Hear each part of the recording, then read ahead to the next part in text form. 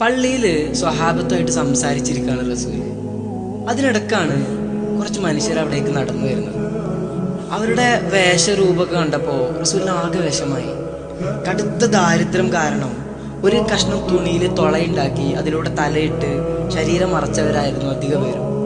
അത് കൂട്ടി തുന്നാനുള്ള നൂലോ സൂചിയോ പോലും വാങ്ങാൻ പ്രാപ്തിയില്ലാത്തവര്. വേദനിപ്പിക്കുന്ന ആ കാഴ്ച കണ്ടിരിക്കാൻ റസൂലിനായില്ല. അവർക്ക് കൊടുക്കാൻ എന്തെങ്കിലുമൊക്കെ കിട്ടുമോ നോക്കാൻ വേണ്ടി റസൂല് തൻ്റെ ഓരോ ഭാര്യമാരുടെ വീട്ടിലൂടെയും കയറി ഇറങ്ങുന്നുണ്ട്. എന്നാൽ പ്രവാചക ഭവനങ്ങളെല്ലാം ശൂന്യമായിരുന്നു. അതിലേറെ വിഷമത്തോടെ തിരിച്ച് പള്ളിയിൽ വരികയാണ്.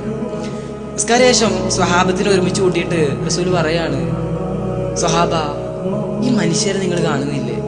അവർക്ക് എന്തെങ്കിലുമൊക്കെ കൊടുക്കൂ. കേൾക്കേണ്ട താമസം സ്വഹാബത്ത് പള്ളിയിൽ നിന്ന് ഇറങ്ങി ഓടുകയാണ്. വീട്ടിൽ പോയി കയ്യിൽ കിട്ടിയതെല്ലാം എടുത്തു വന്നു. അവസാനം പള്ളിയില് ഭക്ഷ്യവസ്തുക്കളുടെയും വസ്ത്രങ്ങളുടെയൊക്കെ രണ്ട് കൂമ്പാരം ഉയരുന്നത് കണ്ടിട്ട് റസൂല് തന്റെ സ്വഹാബത്തിനെ ഇങ്ങനെ ചേർത്ത് പിടിക്കുന്നുണ്ട്. നെജദിൽ നിന്ന് വന്ന ആ പാവപ്പെട്ട മനുഷ്യർക്ക് അത് മുഴുവൻ വീതിച്ചു കൊടുത്ത് അവരെ സന്തോഷത്തോടെ തിരിച്ചയച്ചു. സ്വയം ഇങ്ങനെ മുഴുക്കാലി വയറുമായി ജീവിക്കുമ്പോഴും അപരന്റെ പാത്രം നിറക്കാൻ വേവലാതിപ്പെട്ടു റസൂൽ. ചുറ്റുമുള്ളതിനെ പ്രകാശിപ്പിക്കാൻ വേണ്ടി ഉരുകിത്തീരുകയായിരുന്നു ആ ജീവിതം.